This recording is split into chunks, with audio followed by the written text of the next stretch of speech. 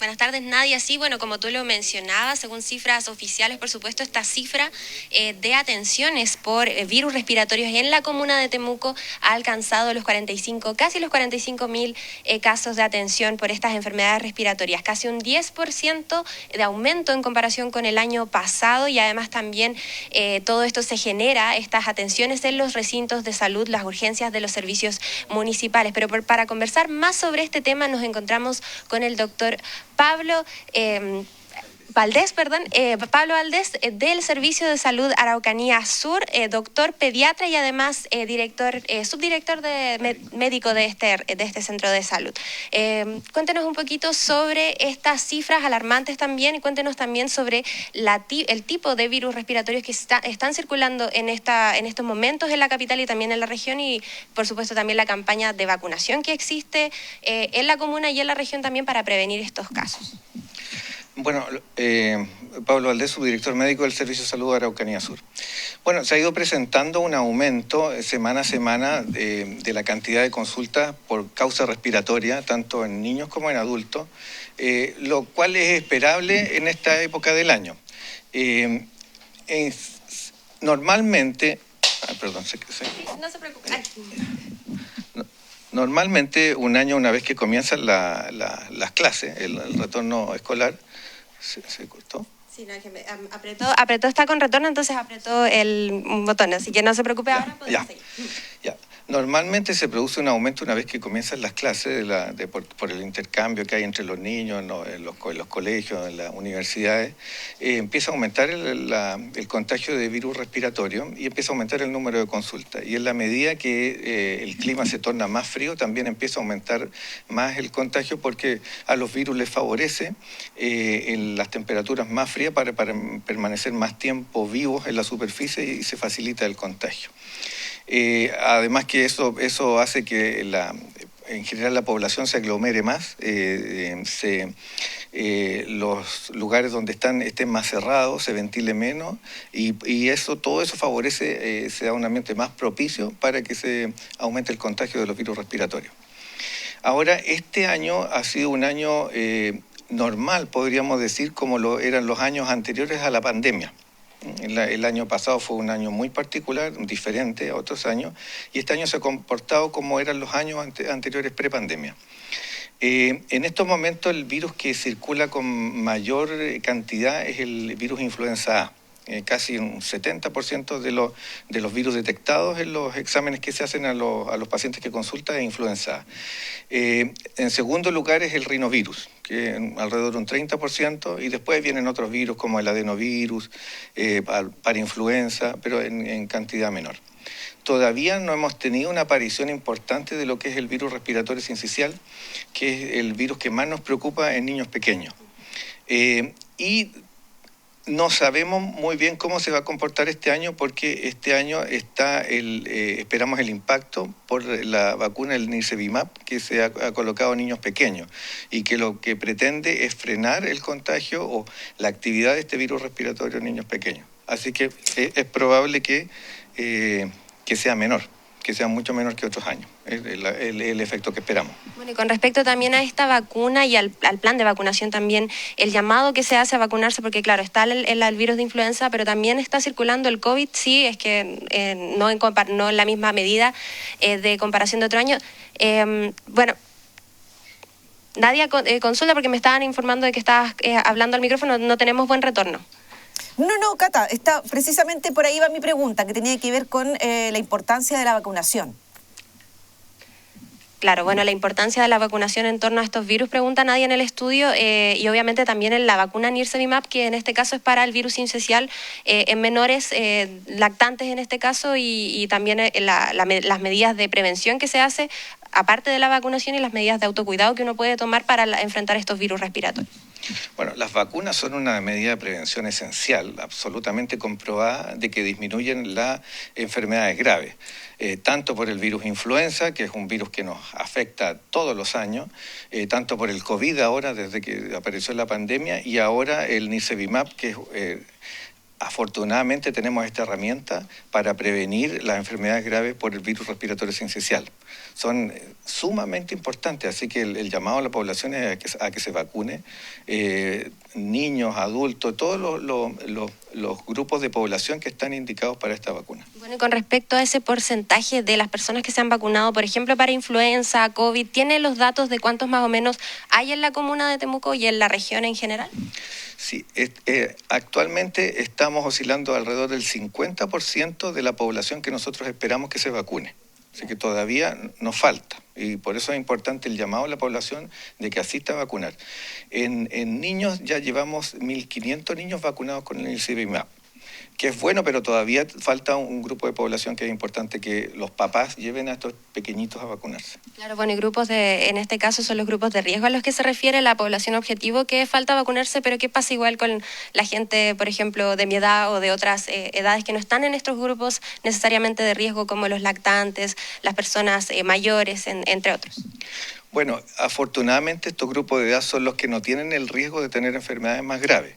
Sin embargo, es muy importante que tomen precauciones para no contagiarse porque ustedes son los que pueden transmitirle el virus a otra persona que sí puede tener una enfermedad grave. Y en esto son las mismas indicaciones que teníamos para el COVID. Acordarse de utilizar mascarilla si es que uno va a ir a un lugar donde uno piensa que hay una persona enferma o el lugar es cerrado, o si uno está enfermo, colocarse mascarilla para no enfermar y contagiar al resto. Hay que acordarse que una de las principales vías de transmisión de los virus son las manos, porque uno cuando se resfría se pasa la mano por la nariz, si es que tose se pone la mano en la boca y esta mano queda contaminada con virus, si es que la persona está enferma. Y después simplemente al darle la mano para saludarlo o al tocarlo en la ropa lo puede contagiar. Entonces por eso es muy importante el lavado de manos frecuente con agua y jabón o utilizar alcohol gel, que es algo que todos sabemos que es muy fácil de llevar en estos días.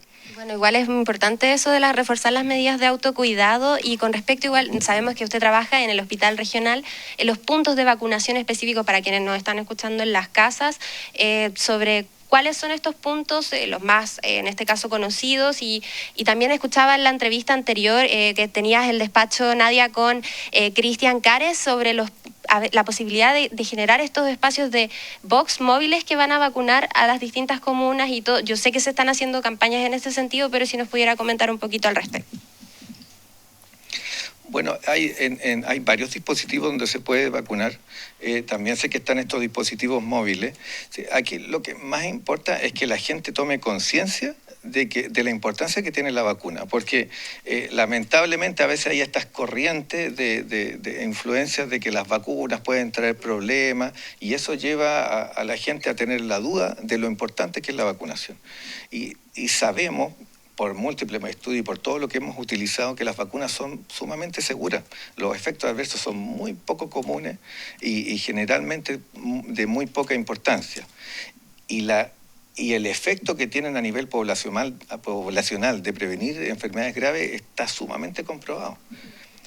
Se previenen muchísimas muertes y hospitalizaciones por enfermedades graves utilizando las vacunas. Nadia, pero voy a preguntarle al doctor Pablo Valdés porque está con retorno. Ah, maravilloso. ¿Cómo está, doctor? Muchísimas gracias por darse el tiempo de conversar con nosotros acá en Ufromedios y también para toda la gente que yo creo que está muy interesada en este tema. También lo que usted hace, el llamado que compartimos, por cierto, que la gente tome medidas de prevención, pero también haga uso también del sistema de salud cuando es necesario y obviamente sumarse a la campaña de vacunación que, como usted decía, es uno de los elementos o de las herramientas más importantes que tiene el sistema de salud público y privado hoy día para poder prevenir el aumento, por ejemplo, o la demanda de pacientes en los centros asistenciales.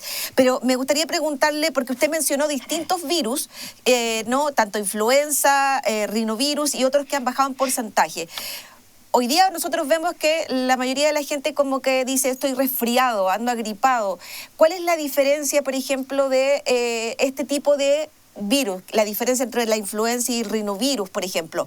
O también algo que me quedó la duda, ¿en qué edad es necesario que los menores sean vacunados con uno de los últimos virus que usted mencionó, que no alcancé a anotar el nombre, para que los papás también tomen nota de aquello? Bueno, empezando por lo último, pues, yo me imagino que te refieres al virus respiratorio sincicial. Sí. Que esa es la última vacuna que salió, que nosotros, por muy buenas gestiones que se hicieron a nivel ministerial, se consiguió esta vacuna, que es un antígeno molecular, no es una vacuna propiamente tal. Lo que hace que es un fármaco que imposibilita a que el virus contagie al niño, que se meta en el sistema respiratorio del niño. Eso está indicado para los niños menores de 6 meses, todos los que nacieron desde el 1 de octubre del año 2023 en adelante. Y algunos otros grupos de niños que tienen algunas enfermedades específicas, que también, que antes se vacunaban con otro fármaco que se llama palivizumab. Esos también están incluidos. Pero lo más fácil de acordarse es que son todos los niños menores de 6 meses. Lo otro que me preguntaste se me olvidó. No, era también la diferencia, por ejemplo, entre la influenza y el rinovirus, los síntomas. ¿Cómo la gente puede identificar más o menos cuándo estamos hablando de uno u otro, o son muy similares finalmente por la duración, por ejemplo, de la cantidad de días que uno está en cama o del malestar, de los síntomas? Claro. Mira, muy buena tu pregunta porque un mismo virus puede provocar síntomas diferentes en diferentes personas. Porque tienen que ver mucho con el estado inmunitario que tiene esa persona.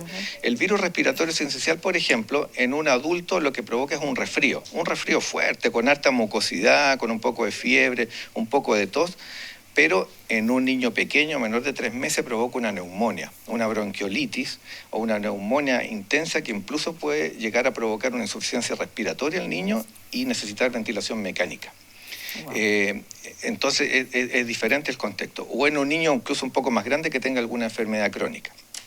Ahora, la influenza también en una persona sana que esté con un buen sistema inmunitario en esos momentos le va a provocar síntomas como fiebre, dolor de cabeza, decaimiento, dolores musculares y probablemente va a estar una semana decaído sin provocar una enfermedad grave. Pero esa misma influenza A en una persona mayor o en esa misma persona joven que si la pilló mal parado, como decimos, le puede provocar una neumonía grave que también puede incluso requerir ventilación mecánica. Entonces, nadie tiene como asegurado de decir, no, yo me quedo tranquilo, no importa que me enferme porque no me va a pasar nada. No, es lo que pasaba también con el COVID. El COVID a algunas personas les pegaba muy fuerte y a otras no. Por eso había mucha gente que también encontraba que la vacuna no era tan necesaria. Pero ese mismo virus, incluso a una misma persona en un estado diferente, le puede provocar una enfermedad mucho más grave. Por eso siempre el llamado es a prevenir. Sí, es mejor prevenir que curar. Así es, muchísimas gracias, doctor Valdés. No sé si te respondo a la pregunta. Sí, absolutamente.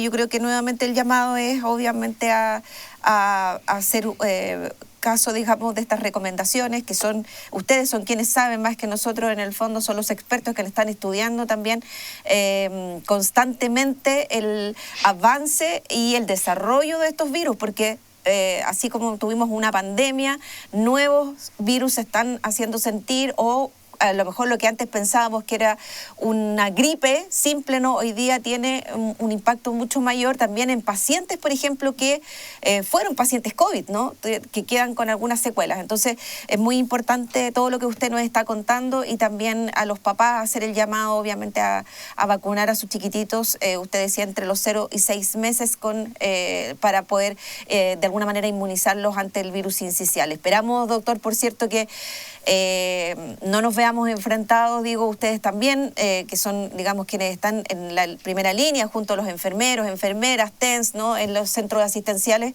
públicos, sobre todo, atendiendo estas urgencias y sobre todo en los más chiquititos. Así que sí, por supuesto. Díganos. Yo quiero aprovechar de hacer algo respecto a una utilización adecuada de nuestros dispositivos de salud. Es muy importante utilizarlos todos. Nosotros tenemos una red de salas IRA, de salas de infecciones respiratorias agudas, una red de salas ERA, de enfermedades respiratorias del adulto, en que hay kinesiólogos, que son muy capacitados para atender esta enfermedad. Entonces, es importante acudir primero a estos dispositivos antes de ir a un servicio de urgencia, donde uno tiene que ir cuando se sospecha que la enfermedad es más grave. Los kinesiólogos y los profesionales que trabajan en las salas ira y era están muy capacitados y van a saber reconocer cuando una enfermedad escapa de lo que ellos pueden hacer y los van a derivar a un centro de mayor complejidad. Así que todos aprovechen de utilizar esos dispositivos. Lo mismo en los consultorios. Los médicos, enfermeros, el profesional de salud que trabaja en eso también saben reconocer cuando una enfermedad es un poco más compleja y pueden requerir exámenes, una radiografía de tórax o una evaluación mayor. Siempre acordarse en niños pequeños que síntomas que pueden significar una enfermedad más grave es tener fiebre por más de 2 días, por ejemplo. La fiebre es un síntoma que es muy habitual por casi cualquier enfermedad, pero cuando sobrepasa más de 2 días es para preocuparse.